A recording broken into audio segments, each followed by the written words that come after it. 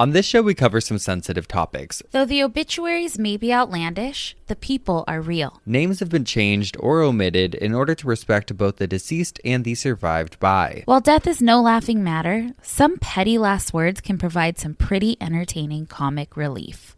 Welcome to Obituary.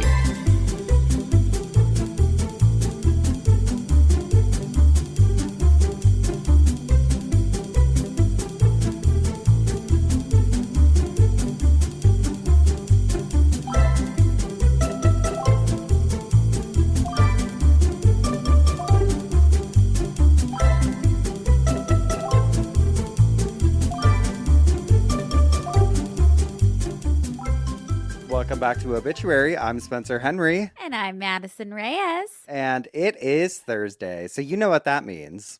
Another installment of Obituary. Yes, and Thursdays are like our Fridays, and I just love it. We've got that Friday feeling today. We've been chilling. We've been hanging. TGIT, you know what I mean? TGIT. Well, I'm mustard and you're ketchup. Yeah, we're mustard and ketchup today. I love the vibes we got going. I wore red in honor of my girl. Oh, I thought you were going to say something else. I'm like, what? Okay, there's a lot that's been going on. I just had my dad here for Supercross. Yes. So much fun. I love hosting so much, and I've loved like this whole month. We've had people here every single weekend, but I'm excited because this weekend it's not that. This weekend we're going somewhere. Time. Oh yeah, you guys are going to Palm Springs. We're going down to Palm Springs. I'm really excited because I haven't been down to the house for a while, and it's supposed to be real sunny and nice there. I know, and it's going to be your last visit. hurrah there. Yeah, we got to do an obituary for the Palm Springs house. Okay, next That'll be my side bitch. We had one of Cisco's friends stayed with us this last weekend. We showed him The Substance. He had never seen it. We're like, no, you have to watch it. And his mind was blown. And he was like, oh my God, like, is this how it feels to be a woman? And I'm like, well, not how it feels to be a woman, but like the pressure of like beauty standards. Yeah. Yeah. Like, I know a handful of people that would absolutely take The Substance, including myself. No, I really want to be the final substance monster. The blob. Yes, for Halloween. But I would have to have somebody like craft it. Yeah. But okay, we also watched a documentary on Tom Green. It was very random. He like now lives in Canada and has this like beautiful, like he lives in a log cabin and he has a farm and like has a really serene, peaceful life. But it like went through his early life, and he was really the first person to have a podcast. His like broadcasting. He did like, it was called like Webavision or something. Okay. He did it in his home in LA. He had like people come on and he would broadcast it on the internet when the internet was new. And he fully was like the first podcaster. Was it a video show? It was video. So he was like the first YouTuber. Yeah. Kind of. But before YouTube. Yeah. Yeah. Because he had like a show on public access and then on MTV, and then saw that the internet was starting to like boom. So we have Tom Green to thank. Wow. I know. Thanks, Tom Green. I know. I just remember that movie. I don't. Freddie Got Fingered. Yeah. Yeah. And I remember that he was briefly married to Drew Barrymore. He was with Drew Barrymore, together with her. And then their house burnt down. Oh my God! Remember that? No. Yeah, their house burnt down. Oh. I know. I saw something about it. We also went to a silversmithing. Oh my gosh! workshop. Yes. So that was one. I feel like I love an experience gift, and the champ loves an experience gift, and so that was one of my gifts to him for Christmas this year. Was to go to this silversmith and make our own rings, which was so fun. I love it. I should have worn it for today. I know. But I felt like gold just went better. Went better with the vibe. Yeah. Well, I'm such a gold person. Yeah. I'm trying to get more into silvers. I'm a gold person too, but my wedding and engagement rings are rose gold. And so now I wear rose gold, and then I have a necklace from Cisco that's multi. It's like rose, silver, and gold. It's the Virgin Mary. So I don't know. Because you guys are just such Catholics. We're such Catholics. No, but every time that I would get on an airplane when we would travel, he wears a Virgin Mary. And he would always give it to me to wear. And then every time I went on a trip, he'd always give me a little blessing. Aww. But other than that, yeah, we're not practicing anything. But little superstitions, you know? Yeah. Or, you know what? I think saints are probably real. Okay. I mean, think about how much faith we put into it when we lose something. Yeah. I do the Tony look around. That's what I'm all the saying. time. Yeah. Saint Anthony. Well, I do have some funeral drama. Love funeral drama. That I would like to get into. I know it's a little early into the show, but I just feel like we need to hear this. Let's hear it. Okay. So we got an email, and it says, "Hey, Spencer, Madison, and all the puppies. I've been listening to both Obituary and Cult Leader ever since the Morbid collab, and I can't get enough." Oh my God. Thank you. Thank you. You don't have to mention my name, but I love you all, and if you ever read this, it will make me so freaking happy.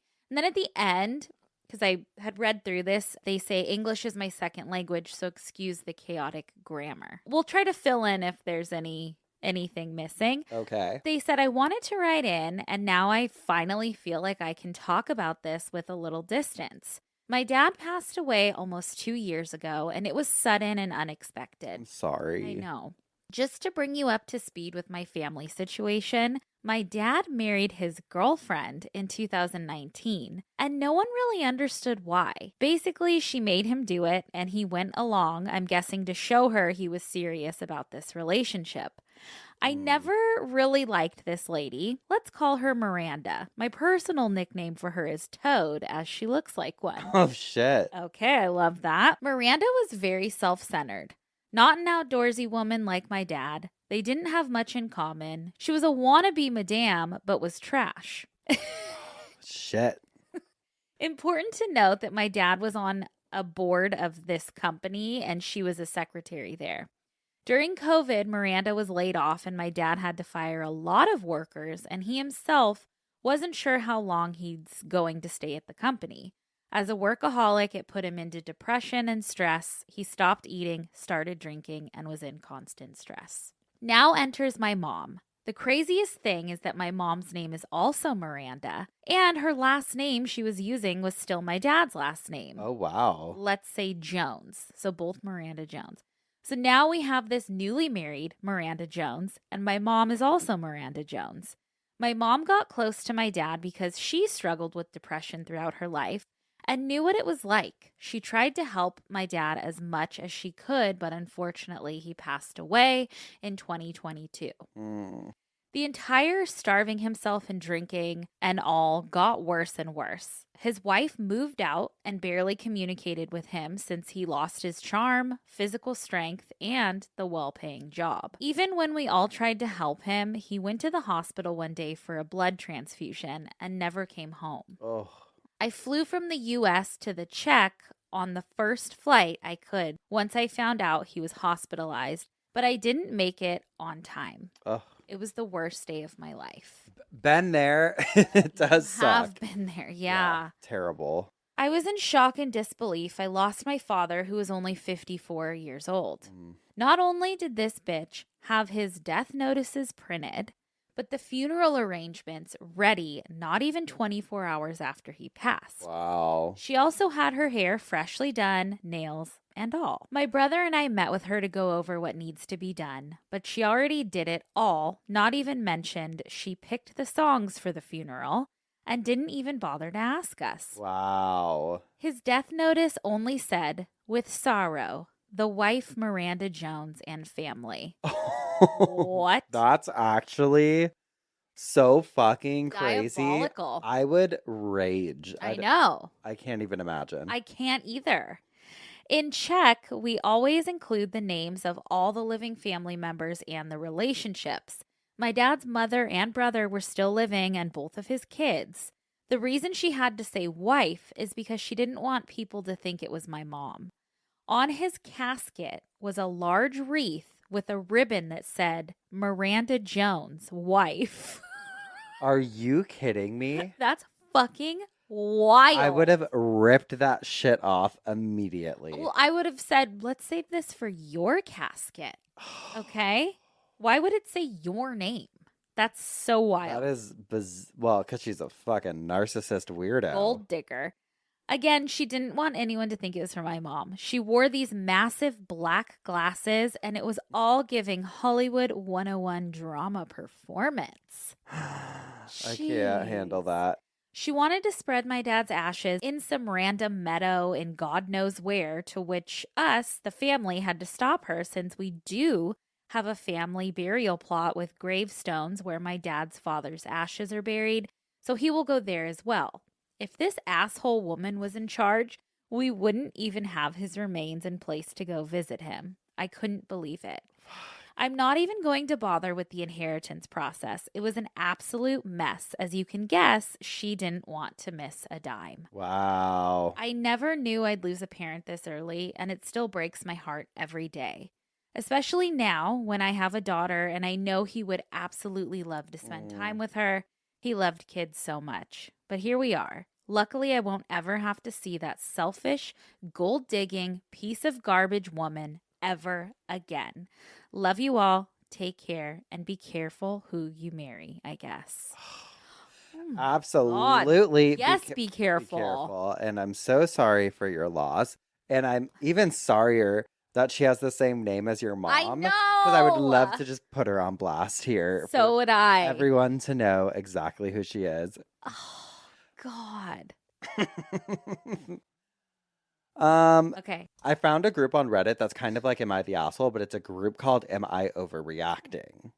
Oh. So it's kind of like another spin on it, but very similar. Okay. But I saw this post, and so I just had to share it because it says, Am I overreacting? My husband wants his benefits to go to his sister. Okay. It says, let me begin by saying, my husband, 30, and I, 31, operate with a very dark sense of humor.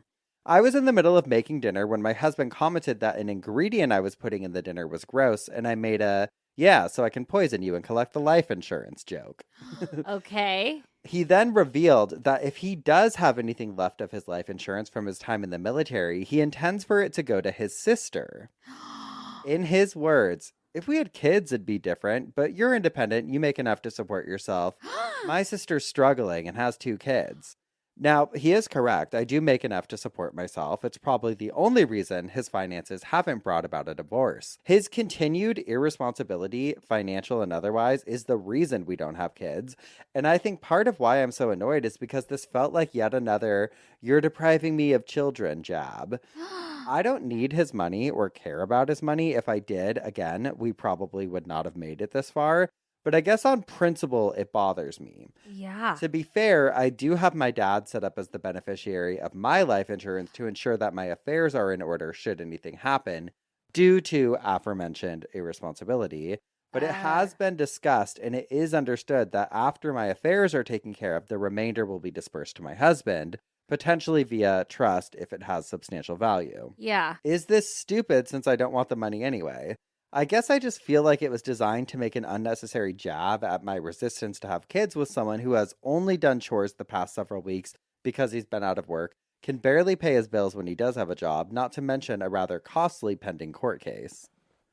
What's the court case? I don't know. We don't know. Oh, God. No, you're not overreacting at all. That would hurt my feelings. Everyone in the comments was like, leave him. Yes. They were like, you need to leave him. Like, that's fucked up. If you're married, that's one benefit of being married is the life insurance. I mean, oh shit! Watch out, Cisco. I don't mean it like that. No, I mean but it like it's that safety net. You're in it together. Well, why else would you get life insurance? Yeah, I mean, well, I think a lot of people get life insurance through jobs. Like I've had life insurance through jobs before, and I've always put like my siblings or my. But now you would nephew. put your partner. Yeah, 100%. Well, don't tell him that either. If I mysteriously disappear. No, but yeah, I think it's like that is something completely to overreact to. Yeah, absolutely. And if he is doing it to hurt you, that's a double whammy. And just, he sounds like a loser. Yeah. To be honest. Yeah. Everyone's got fucking everything to say these days, but Right. I'm sorry. If he's not able to pay his bills, if he is constantly dealing with work issues and whatnot, he doesn't sound like somebody that you should have a child with. And I would love to see the court case because I guarantee it's something stupid. Or probably over a job or something. Yeah. Just, come on, who knows? Anyway, no, and I think the husband's the asshole. I know it's not, am I the asshole? Right. No, yeah. Definitely is. Okay, and then the second one says, am I the asshole for demanding my guest bedroom? Demanding my guest bedroom. Okay. Yes. It says, I, 24 female, and my sister, 30 female, inherited a very nice apartment from our parents in Soho. Their will sort of just said it's up to us how we split it up. We sort of decided that because it's in the family trust, just to both use it how we saw fit. 2 years ago, my sister got a job in Manhattan and moved there with her family, 2 kids and husband. Mm-hmm. Now, I am going to grad school in the city and I want to live there as well. It's basically free, which is super helpful with student loans. Yeah. My sister moved into the master bedroom and she gave her 2 kids her old bedroom and the guest room. The master bedroom and the guest room both have their own bathrooms. My old bedroom from when we stayed there with our parents is pretty small, but I loved it at the time because it was never our primary residence. Now, I want to live in the guest room with the restroom, as I'm now an adult, and have my niece move to my old room. My sister is saying it's unfair to move my 8-year-old niece out, but I don't think so because it's my apartment just as much as it's hers, and she already moved to the master, which, even though it's much nicer, I have no issues with. Yeah. On a side note, I also requested my father's old office, which her husband uses while she uses my mom's. My mom's has 2 desks and is objectively the most beautiful room in the whole apartment. As a student, probably going to have to work a couple separate jobs to pay for my education. It would be really nice to have a desk to do homework on. My brother-in-law is also a stay-at-home dad and mainly uses the office for gaming. Oh, this is crazy. Okay. Am I the asshole for wanting to use our apartment like this? No. I don't think so at all. I think make it fun for the 8-year-old. We're moving rooms and Auntie is moving in. Yeah. Make it fun. Don't make it a fucking issue. And it's half of your residence. Yeah. An 8-year-old should not have a say in that situation whatsoever. She's entitled to half. Fuck around a little too fucking close to the sun, that sister, and she's going to have to fucking buy it from her. Buy her half. Yeah, fuck around the sun, man. Get a little too close to the sun and you're going to get burned. I saw someone laid it out really well in the comments. They were just like, the issue is that your sister immediately acted like she was entitled to the entire place and moved her family there. Like, yeah. No. And perspective is everything. I mean, this gift that you both were given, you guys should be fucking grateful and accommodating. Uh-huh.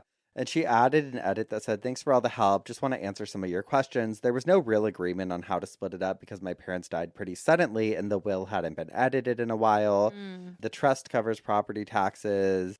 Some people asked about loans and stuff, but when I turn 25 in 11 months, I'll get access to some of the cash assets and I should be able to pay off everything, so it's not that big of a deal. I also don't want to sell the apartment if possible because my mother spent so much time on it and I miss her a lot, and you can see her touch in all the furniture and stuff. So, yeah, it seems like sentimental and it just seems like absolutely not. Yeah. God, I hate that. I know.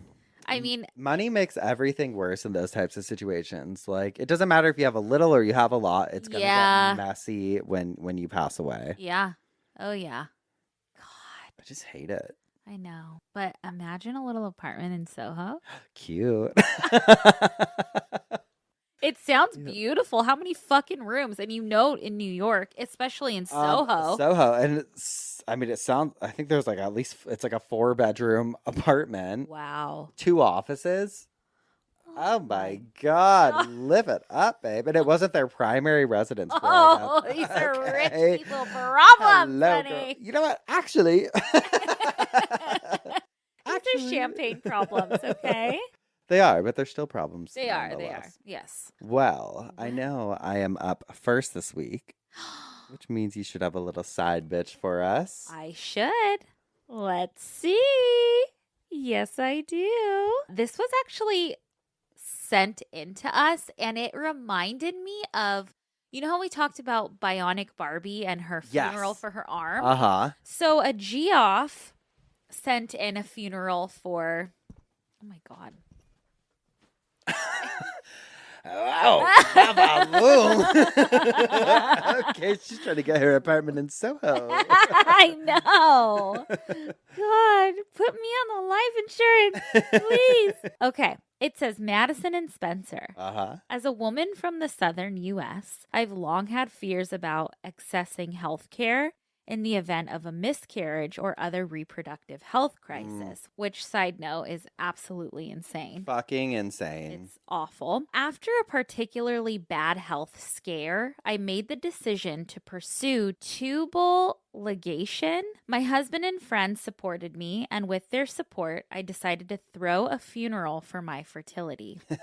I love that. We had an altar to pray for / send vibes to women and other people with uteruses struggling to access health care, a reading of the obituary, and fabulous all-black attire. As a recent Geoff who's catching up on the archives, I thought you may like this joint obituary for Lucretia and Rosalina, my left and right fallopian tubes. Love it. Lucretia and Rosalina passed away peacefully on December 11th, 2024. The ladies, left and right for short, lived for 34 years as best friends and business partners, building a business delivering eggs on an alternating monthly basis. I love it.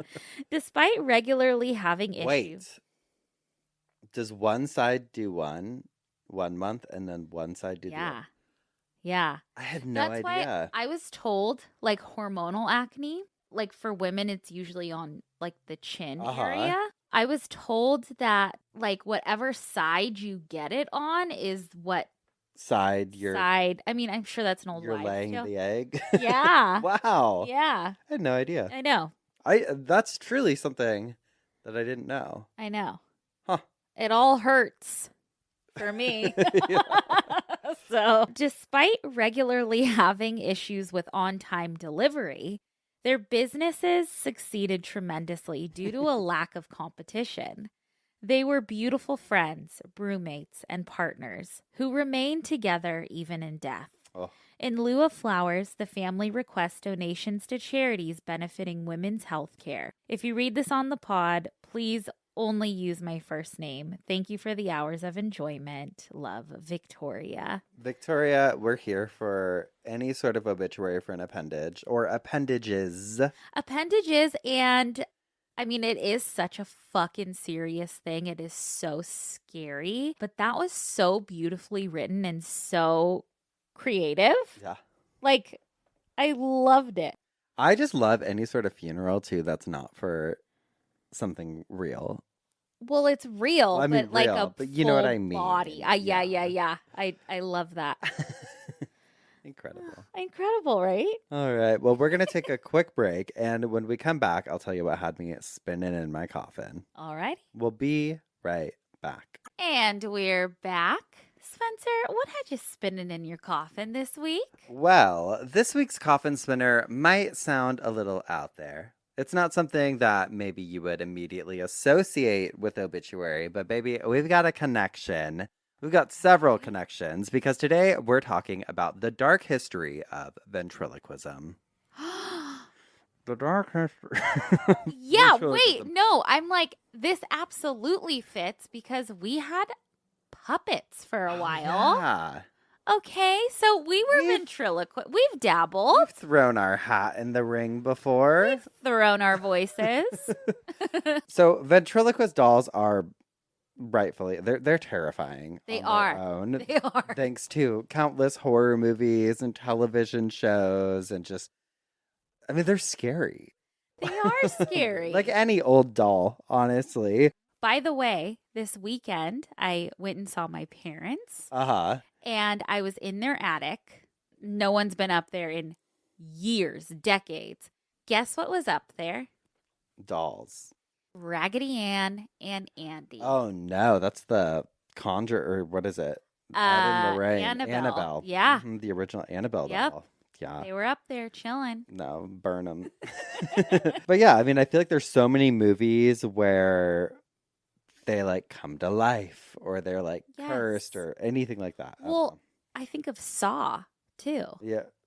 That little guy. He's like a like a little dummy. Yeah. Well, learning about the origins of ventriloquist dolls had me feeling like these suckers are more ominous than I could have ever even imagined. Really? Yes. Okay. So we'll hit the basics first. The dolls are typically referred to as dummies, which I'm like, that's probably why they're so pissed off. Okay. Yeah. You call me. But the act of ventriloquism is all about the operator of the dummy being able to throw their voice. Mm-hmm.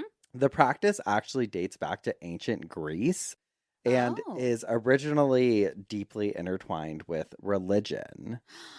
Oh, when I think of ventriloquism, I think of I Love Lucy. I think of kitschy 1950s. Well, it was super popular then, and we'll get into that as we go through the history. But the name itself stems from the Latin words venter for belly and loci for speech. Belly speech? Those in ancient Greece who practiced ventriloquism were referred to as engastromyths or gastromancers. And the practice is sometimes referred to as gastromancy, which is defined as the divination of interpreting stomach sounds. And this was actually one of the earliest forms of fortune telling as well. Whoa. So they thought that like you could listen and interpret sounds from someone's stomach and that like it was telling you something. Girl, these people. But before that, it was, again, more of like a religious practice. And Pythia, the high priestess at the Temple of Apollo in Delphi, supposedly listened to people's stomach rumblings, believing that they were the word of God. And so she was like listening to someone's stomach, and it'd be like, and she'd be like, oh my God. God says you're going to get smathed. It's like those people that will do like, I don't know if it's like energy work or what, or they're like mediums or what, but they burp.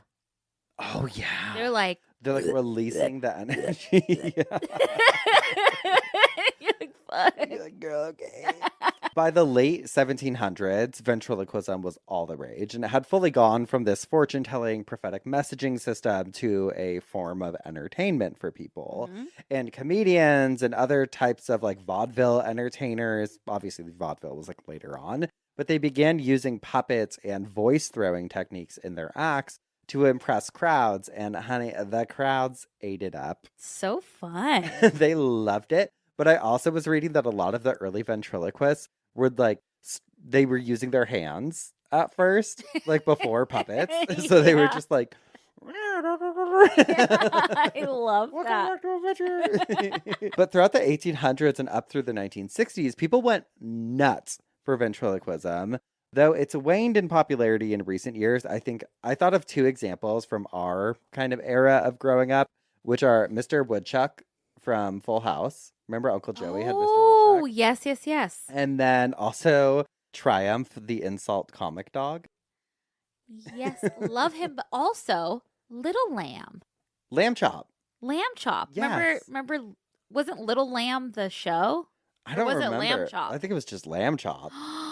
Loved Lamb Chop. Loved Lamb Chop. Little floppy eyelashes and So all. cute. Well, nowadays there's all kinds of variety of puppets, but it's what they were using way back in the day that's pretty chilling. Okay. Oh. So, well, you'll hate this first one probably. According to an article in Atlas Obscura, in 150 AD, a man called Alexander of Abonotekes captivated contemporaries when he discovered a talking serpent with a human head. Oh, hate it. Not so captivated was the skeptical writer Lucian, who declared that the head was made from linen, mounted on a snake's body, and made to speak through a tube operated by a concealed assistant. I hate it. While not technically ventriloquism, it was an early use of a dummy to focus the audience's attention on a miraculous voice. Oh, Lord. But you'll love this. Okay. So guess who got so offended by a ventriloquist once that he had them executed? King Henry. VIII. Really? Yep. Tell me. That's right. Bitch ass King Henry VIII. This story it's fucking wild. So basically, there was a woman named Elizabeth Barton, and she was a super well-known nun that apparently practiced ventriloquism as a form of receiving prophecies. She got a prophetic vision during a ventriloquist session that King Henry VIII should not marry Anne Boleyn. Oh, for Anne's sake. Uh-huh. I wish he followed through with that. Well, she made the grave mistake of telling this to King Henry, who was so pissed off that he had her hanged immediately, and then he proceeded to marry Anne Boleyn, and then, as we know, he fucking beheaded her. So wow. Maybe he should have listened to that nun instead of, having her killed. She was right. She was right. She was right. The act of ventriloquism has also been seen by some as demonic throughout history. Okay. Going back to that article from Atlas Obscura, they added, quote, Christianity took a particularly dim view of ventriloquism in the 16th century when witch trials swept through Europe, believing it was to be regarded a practice spawned by hell itself.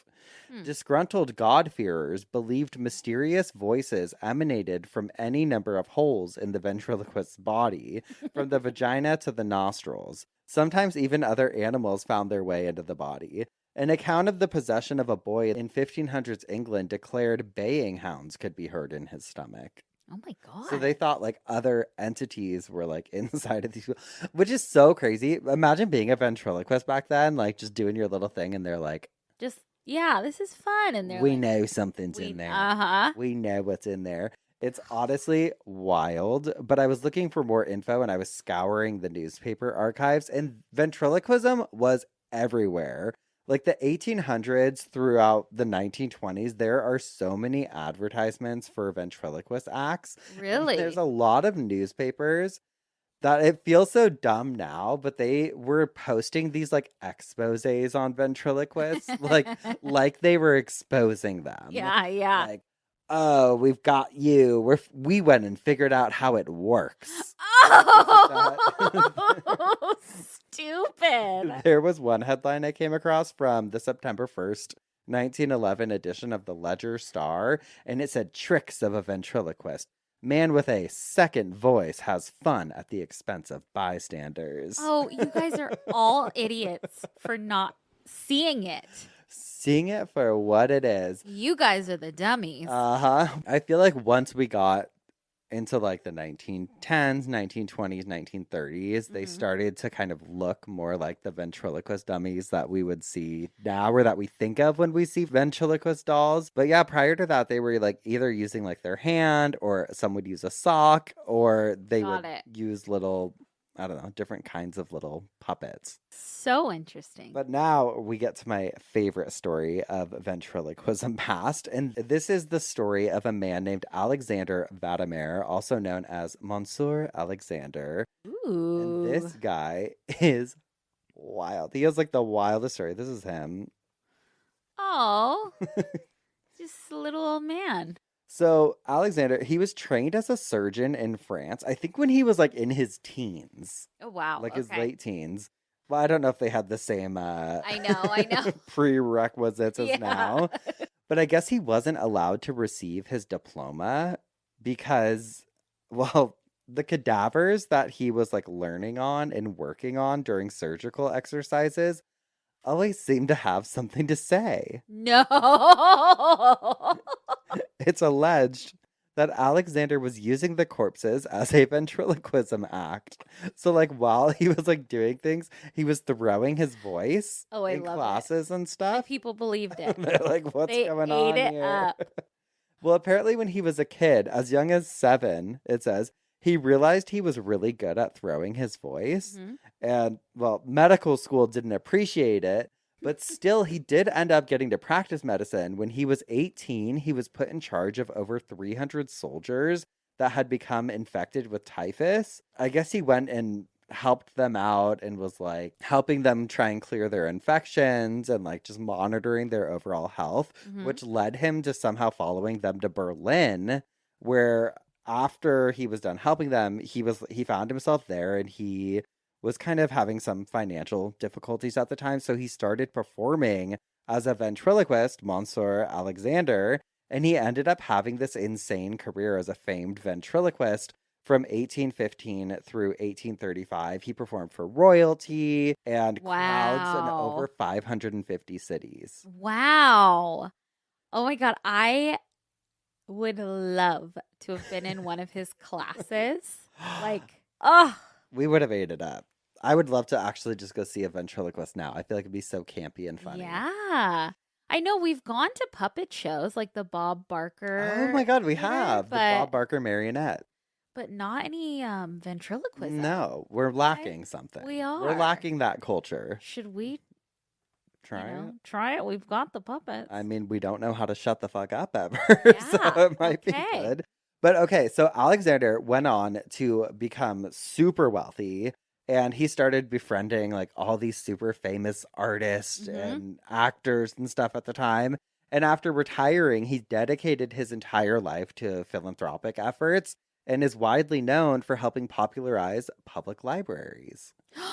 He I love that. Blew them into the spotlight. How? Well, so when he was going around doing his ventriloquist acts, like going on tour, he noticed that a lot of libraries had multiple sets of the same book that were unused, while other institutions lacked resources. Okay. And he believed that libraries should exchange materials with each other to enrich their collections and make knowledge more widely available. Okay, love him. And he also saw that a lot of people didn't have access to books because a lot of libraries in the past were private or they were restricted to like scholars and other members of the elite. Yeah. And so he developed and promoted this system for exchanging books, scientific reports, and basically his whole duty was like encouraging libraries, museums, universities to swap any duplicate books that they had. Wow. So that they could make their way. And he was also a big advocate for free public libraries as just kind of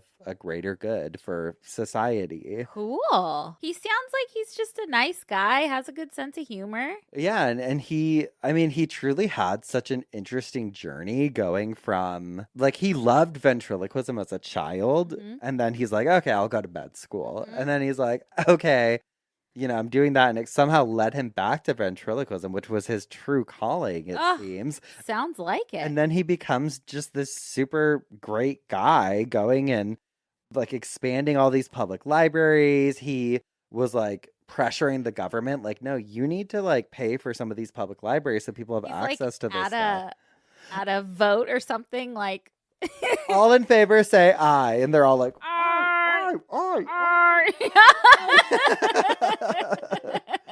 But I was like, why isn't he more of like a well-known guy, Despite all of his contributions, he's largely sort of become forgotten in history. And so it's oh no! Who said that?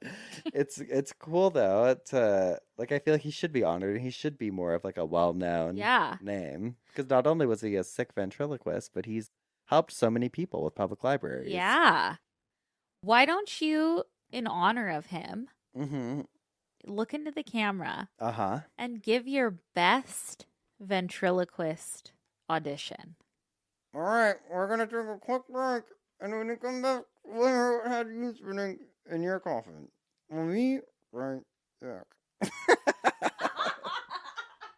And we're back. All right, girly, what had you spinning in your coffin this week?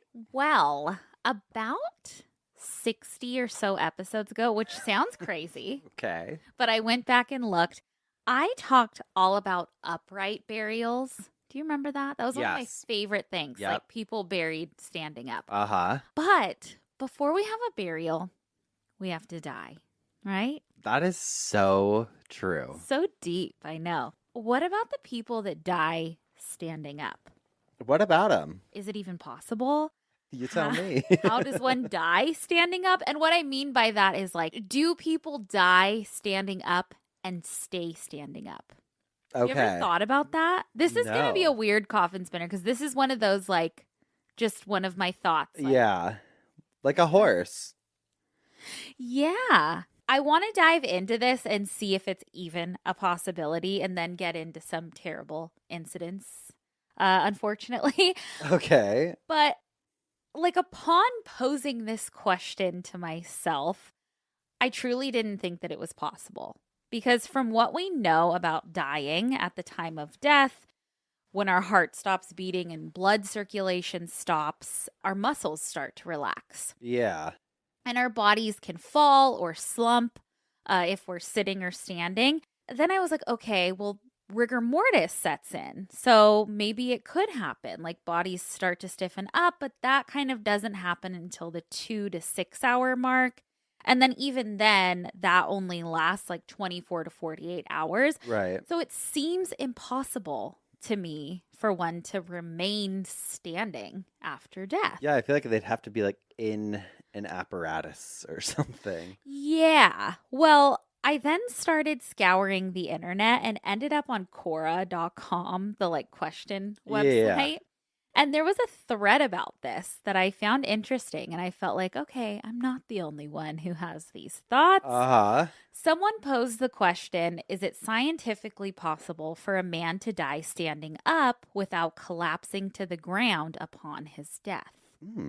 And there were quite a few answers that were really interesting. One person said, my father died on May 10th, 2015. They found him in the bathroom standing with his hands on the counter in front of the sink. How? When the police entered the residence, they could see him standing in the bathroom. I feel like you'd have to be kind of leaning. Or like in, yeah. It says he'd been dead for over 18 hours, so it's possible. Then another person said, well, my cousin just found her father dead in his house, and he was still standing at the kitchen sink where he apparently suffered a heart attack. See, that person probably Googled if this was possible, or Googled dying standing up after having that experience. Yeah. It says he still had latex dishwashing gloves on. He was leaning forward a little bit, and the countertop was actually holding him up. So, yeah, it's possible and has happened. Could you fucking imagine? No. It's wild. I kind of love a stand-up. I know, I was like looking at Alexander Hamilton quotes because he was the one who said, if you don't stand for anything, you'll fall for everything. And we stand for everything. We stand for it all. One other person said, yes, my adult daughter died on her feet of unknown but suspected causes. She suffered from seizures for decades. The night before she passed away, she told them that she felt a horrible seizure coming on. I wanted to take her to the hospital, but she refused. She took her meds and went to bed. I held her and told her that I loved her. The next morning, I found her standing by the bed with her torso on the bed and her arms outstretched above her head as though she had been stretching. Her hands were above her head? Mm-hmm. So she's standing there. Hands above her head. They said she must have died instantly, but because she had a myriad of health issues, we don't know what ultimately took her life. We think it was most likely a seizure. That's like being like on a roller coaster. I know. So it seems that these specific incidences, though, it was possible because the body could lean against a surface. Yeah, that's what I picture. Right? Just picturing someone just standing being dead feels crazy. It feels crazy, but we're going to get to a couple things. But I found it fascinating because I would think that a person's knees would buckle, even if they're leaning against something, and they would fall, right? Well, with those ankles, we already know I'm not be standing. On the floor. I'm barely standing alive. I know. My ankles would be broken. After death, they'd break. Yeah. God. Okay, but then I found a news article. A couple of them. Okay. And I could have put in so many. I was having a ball the other night writing this. Okay. I mean, it's awful. Somebody died. But could you imagine just finding your loved one standing? No. Dead and gone. Good Lord. Okay. In 2012, there was a man who lived in West Sussex, and his name was Andrew Evans, and there's news articles. There's nude footage of this. No, there's news. Show me to me. Show me to me. There's news articles of this. He was 35 years old. Oh. One day, you don't even know what happened yet. One day, One day his friend showed up to his house and saw Andrew standing in his kitchen through the window. Okay. And his friend, it'd be like if you were standing right here and I was in the window. Right. And his friend was like, Andrew, like, hello, I'm here. Like, let me in. And he could see Andrew's hand in the kitchen cabinet, like he was reaching for something. He never answered. So the friend let himself in and realized that Andrew was not breathing. He was dead, standing up in the kitchen. It turns out that Andrew was incredibly intoxicated. Oh, no. He was 4 times the legal driving limit. So at the autopsy, they determined his blood alcohol level. He apparently had a head injury before his death, blacked out while reaching into the cabinets, died and leaned against the cabinets. And I guess rigor mortis set in, kept him upright, and that's how he was found. That is terrifying. The death was ruled accidental, but the coroner said that it was bizarre and that he died from asphyxia of the lungs. So, like maybe he threw up or something while he was standing up and choked on it, or maybe. Okay, I'll put this in the little thing, but I just love kind of an older like news reporting. We have this from Dayton, Ohio. Dayton man says he saw someone standing next to his car, and then he realized that man was dead. Police say 61-year-old Larry Shoulders died of natural causes. He was standing straight up. The man was leaving for work early yesterday morning when he found the body. We checked on Shoulders, and he realized that he didn't have a pulse. The man pulled the body to the sidewalk, tried to do CPR, but it was too late. Oh, that's Larry crazy. Shoulders, yeah. Standing at his car. Then we have from 1962 from the Daily World, man found dead, standing erect in 6 feet of water. Oh my God. A man was found dead Friday. This is in New York. The body of Roderick J. Bertrand, 61, was recovered when searchers noticed a hat in the Great Chazy River, which runs through his farm. State police said that the hat was still resting on his head. Police theorized that he waded into the water and suffered a heart attack. His feet, they said, settled into the mud, keeping him erect. So that was like he was stuck in the mud, kind of. Yeah, but he didn't like float away, I guess. I don't know. Okay, but then this one from 1911, this is from the Republican and Herald. It says, killed at telephone. Man's dead body found standing rigid. Hartford, Connecticut, July 19th, Arthur H. Ramage of Chestnut Street was found dead standing at the telephone at the Rockville substation of the Connecticut Telephone Like a Company. phone booth? Like a phone booth. And you know what happened? What? He was electrocuted by the phone. Okay, one more, and then I'm going to give kind of an answer. Okay. Okay. We have from the New York Times, 1923, man dead of gas is found standing. Cabinet maker asphyxiated as he grasped footrail of bed for support. So it says, standing on his feet with his hands grasping the rail at the bottom of his bed, Joseph Fried, 50 years old, a cabinet maker, was found dead yesterday in his room on the top floor.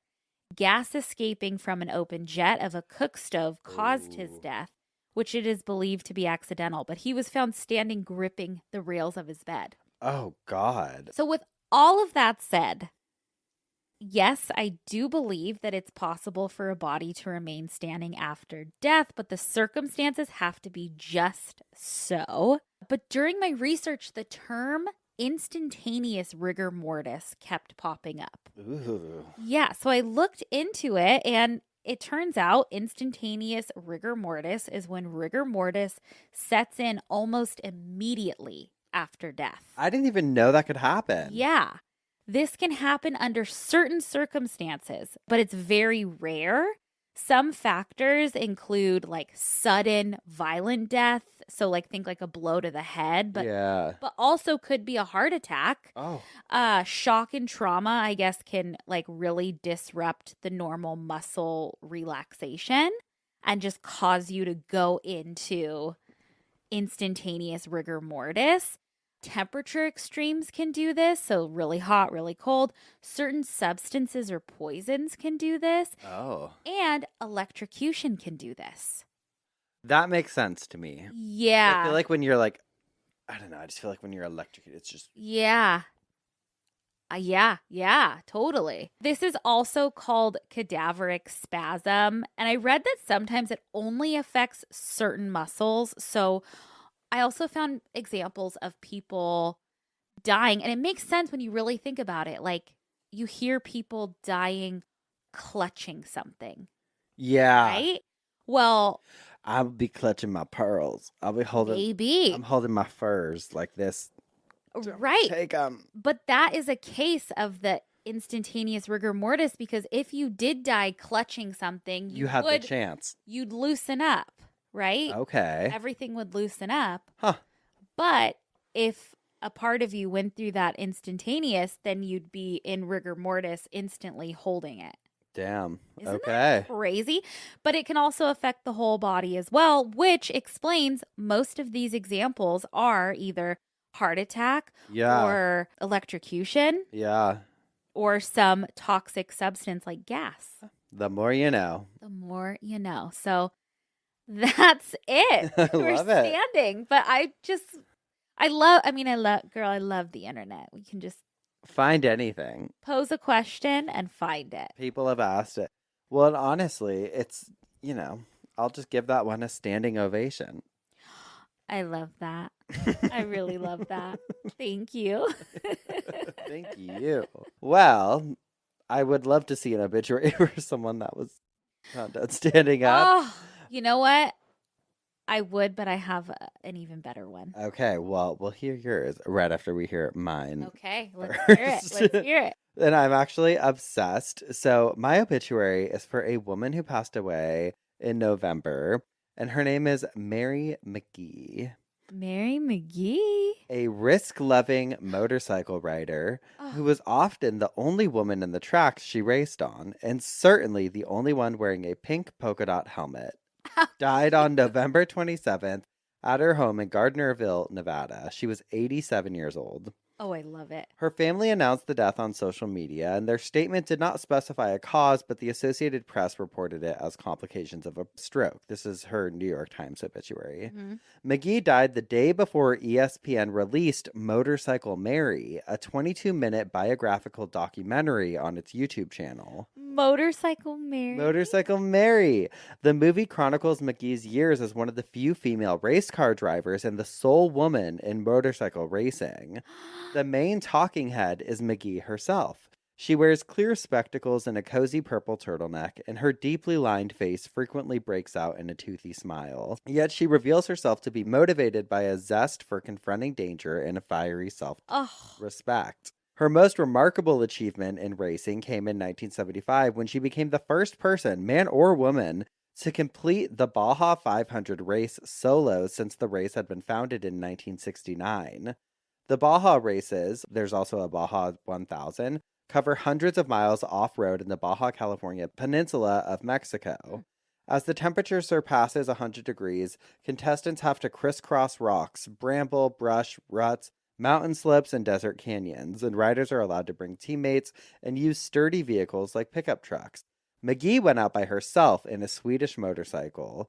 Her right shock blew out, her rear wheel lost practically all its spokes, she destroyed her sprockets, and she was pitched into a cactus. Oh, no. But if I'm starting a race, she said in the ESPN documentary, I'm going to finish.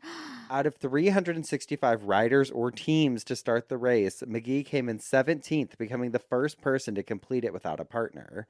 She attributed her racing achievements partly to her intense focus. Stay calm, she would tell herself. Twist the throttle. Mary Bernice Connor was born on December 12, 1936, in Alaska. Her father left the family shortly after her birth, and her mother was a nurse who was required to stay in Alaska during World War II because Alaska was considered the possible site of a Japanese invasion. Mary and her older brother Jim were sent away to live with their grandparents in Harper's Ferry, a small town in northeastern Iowa. Her brother taught her to take a deep breath anytime she felt nervous. I learned not to worry, she recalled in the movie. After the war, the family moved to Phoenix, where Mary graduated from high school in 1954. Jim had begun racing cars, and she became a frequent spectator. "You want to drive?" he asked one day. She thought about it. "I wanted to wet my pants. I was so scared," she recalled in the documentary. And still, she took his car around the track. After that, she continued, "My motto was, always say yes if someone asks you to go somewhere or do something." Her brother also gave her a tip for achieving full concentration. In the final moments at the starting line, he said, "Clear your mind of everything except the green flag that signals drivers to go." In 1956, she married Don McGee, a mechanic who also encouraged her to race, and in 1960, she began shifting into motorcycle racing. In 1961, the Arizona Daily Star labeled her the #1 ranked woman sports car driver and commented, "Mary has raced in numerous events throughout the nation and is also the only woman to successfully compete against men in road course motorcycle races." At a New Year's Eve party in the early 1960s, the actor and motor racer Steve McQueen mocked McGee's road bike and said she had to come out to the desert. She started going trail riding with friends of his. "In road racing, I never really got tired, but out on a damn dirt bike, I was worn out," she later told the website NV Racing News. "That's how I started in the dirt." In 1964, her brother was killed in a car crash while racing, and not long after that, McGee got hit head-on by a car on the highway. While being treated at the hospital, she found out she was pregnant, and she later gave birth to a baby boy, though it took her a year to recover from her injuries. Oh my gosh. "Did that deter me from racing? No," she said in the documentary. "Jim would have wanted me to go back." In addition to her pink helmet, she became known for taking her husband and son along with her to races. A widely syndicated news article in 1976 suggested that McGee's story would not seem credible to television viewers. Is the nation really ready for a sitcom about a 6-foot-tall, 38-year-old mother who races motorcycles and pickup trucks over the worst terrain in the world? At the Baja 500, an Ironman trophy was, McGee thought, supposed to go to the first solo finisher. But after the race, the authorities decided it should go to the first solo car driver, a man who finished after McGee. What? "There wasn't any notoriety about me doing it because I'm a woman," she said in Motorcycle Mary. The achievement went unrecognized for decades. After McGee and her husband divorced in the mid-1970s, she became a sales manager for a motorcyclist magazine, and in her later years, she competed in a women's over 60 and over 70 races. Motorcycle Mary premiered at the 2024 Tribeca Film Festival in June. I love her. Complete information about McGee's survivors was not immediately available, but before she died, hundreds of motorcyclists at Babes in the Dirt, an annual women's dirt bike camping event, watched an outdoor screening of Motorcycle Mary in screaming, tearful ecstasy, according to a first-hand account. That makes me emotional. Yeah. When it was over, the women revved their engines into the night sky. "We love you, Mary," one shouted. "We are you," said another. Oh. Another woman in the crowd even went further. "I would blow up my engine for you, Mary." Oh, that's so cool. Isn't that incredible? What a cool lady. Such a cool lady, such a cool life, and what a cool legacy. And I'm glad she unfortunately didn't get all the recognition that she deserved when she should have gotten it. Yeah. But I think she knew at the end that she had, done something pretty incredible. Yeah. So I really want to watch. I started it, but I didn't get to finish it today. Can you rent it, or is it on a streaming thing, or? It's on their YouTube channel. Okay. Yeah. So you can look up Motorcycle Mary and be able to find it. It's 22 minutes, but Oh, cool. I love cool that. lady. Oh my gosh. Okay. Sounds like a badass. A total badass. Well, I have another cool lady. This lady's name and story kept popping up a ton of different YouTube videos. And I was like, okay, I have to see if she's alive. I started looking into her, and it kept popping up because, we have been on our positive thinking, trying to, manifesting journey. Yeah. And so sometimes I'll put on a video on YouTube to fall asleep to. Uh-huh. And so I would get recommended ones of this woman, and her name is Helen Hadsell. It's also spelled Helene Hadsell, and she's very hard to find, obituary-wise, because she was a very, very private person. Okay. So somebody on LinkedIn wrote a little tribute to her, and it's great, and I want to read it. She has a cool life. It's from Jesse Cook. Shout out Jesse Cook. I linked his LinkedIn. You never know. You never know. It says 100 years ago on June 1st, 1924, Helen Hadsell was born in Aberdeen, South Dakota. In 1959, she read Norman Vincent Peale's The Power of Positive Thinking and was inspired to put her newfound knowledge to work. She asked her husband to tell her something that he wanted, and he said that he wanted to win an outboard motor that Coca-Cola was awarding to the person who came up with the best promotion of 25 words or less. The couple's entry was this: I'm a lone wolf fisherman, and Cokes are my silent partners. They contribute no yakety-yak, only enjoyment when called upon. Conjuring up all the positivity she could muster, she manifested a win. After that, her life was a long stream of contest prizes and sweepstakes winnings. Her 5,000-plus victories scored her boats, cash, bikes, home appliances, bicycles, cameras, furniture, exotic vacations, and even a 4,300-square-foot home in Irving, Texas. Wow. Isn't that crazy? She entered and won 5,000 contests. According to Hadsell, if you want to win a car, for instance, here's all you need to know. Number 1, remember if you can see it in your mind, you can hold it in your hand. Number 2, inspect the car you want. Go to the dealership. Give it a close look. Take it for a test drive and notice the smell and feel of it. Number 3, imagine owning it. Number 4, expect the winning call. In other words, select it, project it, expect it, collect it. Bloop. Then, and this is important, if the winning call doesn't come, do not doubt its inevitability. There is no failure, only a delay in results. Helen Hadsell died on October 30th, 2010. She was 86 years old. I love it. That so aligns with our way of thinking. Yeah. And yeah, that's just incredible. Trusting that good things are coming. And I mean, we just hit 1 million subscribers on YouTube, which is so incredible. oh my God, the YouTube plaques that we're getting. Oh, honey. we have so many plaques. Don't you see them? They're all here. I can envision them. I can envision it. 5,000 contests. That's crazy. That is crazy. Good for her. I don't know if she won all 5,000, but she entered all 5,000. And she didn't still fear a feat in entering. itself. Yeah. Still a feat in itself. So there you have it. There it is. Two cool women.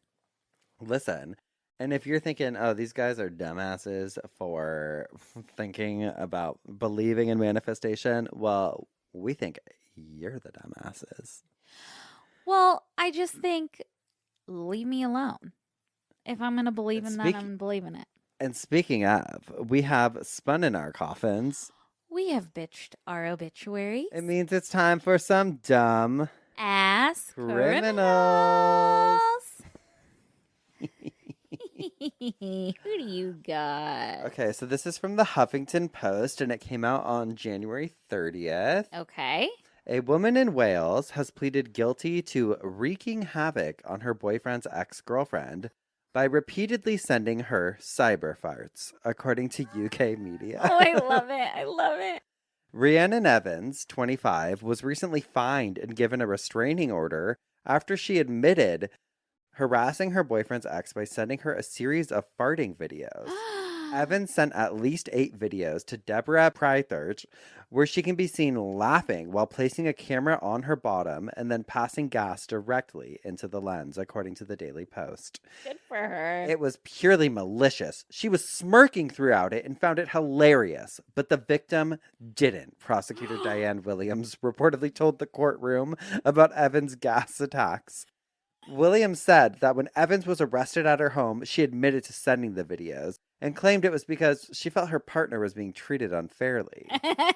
Evans' defense attorney, Harriet Gorst, told the court that there have been some issues between Prythurch and Evans' boyfriend over child contact. At the time she sent these videos, she had some drinks and she sent them. Understanding now this has caused the victim some distress, Gorst said. She sent them without malicious intent. Prythurch said in a victim statement to the court, "I would like to feel safe in my home." Evan's fart videos have helped her vent her emotions, but they hurt her bank account. She was fined $373, including $124 in compensation to Prytherk. Account ordered Evans to attend 15 rehabilitation sessions, abstain from drinking for 2 months, and avoid contacting Prytherk for 2 years, according to the Metro. Farted? Oh, and so we just want to say, Deborah Prytherk, if you're listening, imagine she is. Imagine she's listening. She's like, I'll she's see like, you in court. she's like sitting at home, just like, doo-doo-doo. I love this show. Oh no! My God, I love it. We'll send her $100 or whatever. And 100 farts. But I'm not going back to rehab. Oh my God, no. But imagine if we had to go to court because... Imagine sitting in a courtroom and they pull up a video of you going... I love it. The courtroom would be in hysterics. I would love to go see that. Imagine being a judge, having to keep a straight face. I'd be like... How do you not throw it out and just say, girls? How do you not... Like, I can't imagine, like, hearing the victim statement. I'd be laughing, unfortunately. I'm sorry. I would be laughing. Like, if they came up and they were like, and then I opened my phone and I got another text message from her and it was an audio message and I played it and... I'd say, get a grip. Send her one back. Yeah. The reason she's doing it is because you react like this. Mm-hmm. Oh, my God. I just loved it. I love that so much. Loved it. So much. I have a really interesting dumbass criminal sent to us. Okay. By a Geoff. And it says, first off, babes, I love you guys and the pups. I'm Kira. You can say my name. I appreciate all the hard work you guys put in for our amusement. I love the book. Completely off topic of me hitting the ranch wrestler, but Spence, I'm also a Tacoma dirt biking traditional tattoo girly. Oh my God. Okay. We'd be besties. Who is, of course, obsessed with my dog, just like y'all. I went to my town's sketchy little gas station with my boyfriend. Love a gas station. You love a gas station. I attempted to back into a parking spot. I can't even park normally, so I don't know where this confidence came from, but it should have stayed at home. As I'm trying to back up, I feel a little bump. Oops. I pull forward, get out of my truck. The man I just hit gets out looking angry. Oh, no. I put on my best dumb bitch with customer experience face to say, hey, sir, I am so sorry. I didn't see you. His face changes when he sees my 6-foot blue-collar boyfriend get out, too. My boyfriend asks how the car looks. There's a massive fucking dent on the side of his car. Damn. 99% likely from my truck. But the man, who is clearly high as fuck on more than just some weed, goes, yeah, everything looks good, as he brushes the front of his truck. We made some small talk. I asked his name, Lynn. I keep that noted. My boyfriend asked, do you just want to call this good? Instant relief came across that man's face as he agreed to call it good. Oh. We get home. I'm kind of suspicious because I feel like I raw dogged the fuck out of his car and he wants to call it good. Yeah, what's that man hiding? Okay, this girl's right up our alley because she says, I do a little Facebook stalking with his first name and the town we live in. I end up finding his 5 profiles. It's not giving enough, though. So being the girly I am, I Google his name, then add arrested plus our town. I saw his picture front and center with the caption, alleged ranch rustler arrested in semi-stunt. Okay, she sent the article, and then she has some pictures that I'll show you. I don't know if she wants them up here, but this is from the GJ Sentinel. Alleged ranch rustler arrested in semi-stunt. An alleged attempt to make off with a semi-truck full of salad dressing could result in 54-year-old Grand Junction man facing a felony charge of attempted theft of between $100,000 and $1 million. And another of first-degree criminal trespass of an auto vehicle. Lynn Ray Daniels, who appeared in court Friday, is accused of climbing into the semi, which was parked at exit 47 off Interstate 70 before 2 a.m. Thursday, while its driver slept in the cab. God. The driver told deputies he awoke to the sound of the ignition turning on and saw a man sitting in the driver's seat. The driver said when the two men made eye contact, the intruder allegedly said, "Oh, I thought this was my friend's truck," and quickly left. We've heard that one before. The driver said the semi-truck was locked, but that he had left the windows partially down as the weather was nice. The keys were left in the ignition, so he crawled through the window. Damn. And he almost got off. It says the driver told deputies that the semi-truck is worth about $150,000 and the trailer was worth about $35,000. The some 28,000 pounds of salad dressing inside the trailer, owned by Walmart, was valued at about $50,000. Damn. Daniels was issued a $3,000 cash-only bond Friday in county court. He is due back in April. This was in 2017. But our Geoff hit him, and that's karma. That's karma. That's karma. Yeah, you crawl into someone's window, you're getting your shit rocked. Yeah. Okay? And speaking of, we're going to get our shit rocked if we don't open up some of these PO packages that you lovely Geoffs have been sending us. Oh my God. We have If I showed you the pile that we have right now, we're going to open up some of them today. So if you have sent us something in the past 6 months, here we are. Here we are to open them. We'll each... Ooh. This one has Christmas wrapping, which just makes me feel terrible because you're so nice. You want to go first? Yeah. Okay. What's that? Okay, it says, "Dear Madison, Spencer, and Pups, please feel free to share on the podcast if you would like. Hello, my name is Jess. I've been a loyal Geoff for the past year, introducing you to all my close friends so we can laugh, cry, and sit in awe of all the topics of death discussed on your show. Love you for that. Love that. You see, me and my closest friends have all experienced some significant loss in our lives. In a span of 5 years, I lost my dad, brother, aunt, who was my best friend, grandma, and dog, all of which were unexpected, sans my grandma. So sorry. God, that's a fucking lot to do. You got put through the ringer. I spent countless sleepless nights riddled with anxiety about how death is inevitable. My death is inevitable. And I started questioning my life choices and feeling like my time was running out. I was 27, for goodness sakes, and healthy. What the hell was I doing wasting so much time worrying? Yikes. Relax, girl. You said it, but also we get it. It's hard. Yeah. Fast forward 10 years, December 2024, I had every intention on sending out these goodies for you to have in time for the holidays, but unfortunately, I had another death happen. My stepdad, but really just my second dad, who helped raise me since I was 5 years old, passed away. He had been fighting his second round of cancer 12 years after his first battle and always stayed the strongest person I've ever known. Wednesday, December 4th, his doctor finally broke the news that he would unfortunately not be able to cure this. Jesus, I'm so sorry. Thursday, he was put in hospice. Friday, I got the call from my mom that I needed to get back to California from Minnesota. I got there Sunday, and on Tuesday, he passed away peacefully at home, surrounded by me, my mom, his sister, and his dog. I think his fast decline was a testament to how strong he was. He must have been so sick. Like, we think he knew he was ill and this disease was definitely taking a toll, but he fought so hard each day to maintain a normal day-to-day life until basically the very end that it was still shocking. I thought of you guys quite a few times during my time in California with my dad, before, during, and after his passing. Although it was one of the hardest things to go through, the information, confidence, and uplifting viewpoints on all things death were a comforting thing to reflect on. Now I get to add another urn to the urn shelf, and maybe I'll take them all on a trip to Palm Springs.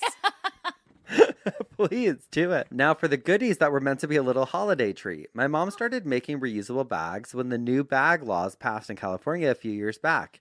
Everyone in my family and all our friends love them and use them literally every day. I saw this fabric at the store and just knew I had to get it for you guys and me. And now we have matching shopping bags. Aww. These homemade bags for my mama come incredibly handy all the time and are washable. I hope you enjoy them as much as we do, and I'm pretty sure they can hold up to like 50 pounds. Oh, shit. Thank you for all that you do. I truly hope you know how impactful you are to all of us. Enjoy your bags. Your Geoff, Jess. And my bully/pity pups, Titan, Ziggy, and Toa, Polynesian word for warrior. Cheers. P.S. Thinking about the matching urns in Spencer's family that have the identification marks on the bottom to indicate who is hanging out in which urn. Probably should have done that with the extra ashes I have in a mason jar in my closet. I can't remember who they belong to. Oh my God. Oopsie. Take care. Jess, I love you so much. I love you, Jess. I'm so sorry that you've had kind of a tough couple years, man. Tough couple of life. Wow, yeah. It's not really drinking alone if the dog is home. Hey, amen. Madison. Amen. Hello, girlies. Happy holidays. Cheers to you this Christmas. Thank you for being with me and all of us on our drives to work. I hope you know how much you are appreciated. Wishing you all the joy and happiness this holiday season and into the new year. Much love, Jess and the pups. Jess, you are the cutest. You are the cutest. And now let's see these shopping bags. Oh my God, how cute. Wait, I have to show it like... okay, wait. I love these, and I love that they're wide. Hold on. And I love that they're matching. Wait. Catch me at Trader Joe's. So cute. Wait, let's go. These are so... I mean, as a new amateur sewer, these are pretty incredible. In the closet. It's so good. Oh my God, thank you so much, Jess. I'm just going to throw some lemons in here. I love it. Thank you, Jess. All right. You want to open one? Thank you, Jess. Yes. Okay. Let me open. Where did it go? Here we go. Spencer. What? Oh, my God. What? It's our book. Uh-huh. And she's bedazzled. Look. Are you at her? Kidding me? Hold on.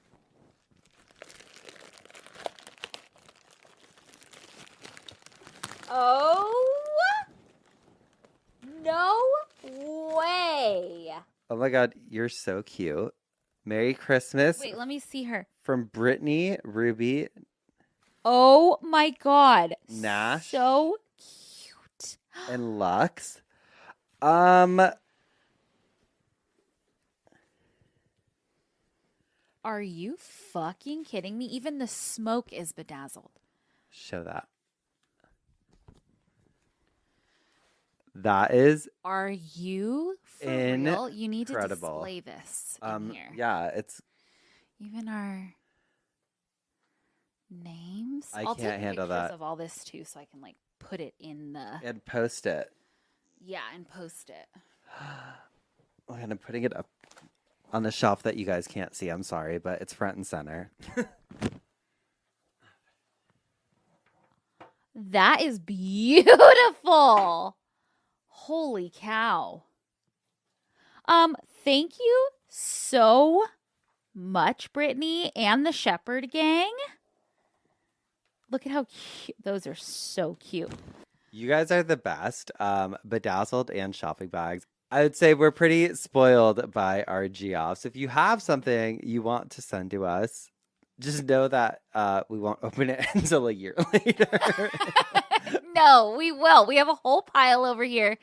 And I'm looking at it, and I don't want to be greedy. Uh-huh. So we will space them out. Space them out. But thank you guys so much for everything you've ever sent us. Yes. It is just a dream come true. So incredible. And we always appreciate all the little details, all the little effort. It's just incredible. Thinking you guys are the best. Especially someone sat there and made something blows my mind. So nice. But that is where we're going to leave it for the week. So you can come over, watch us on YouTube, or listen wherever you're regularly listening. If you want more of us, we've got a Patreon. Patreon.com/cultleader. But that's it for the week. We'll see you next week with some more coffin spinners. And obituaries. And dumb ass criminals. Goodbye. Bye.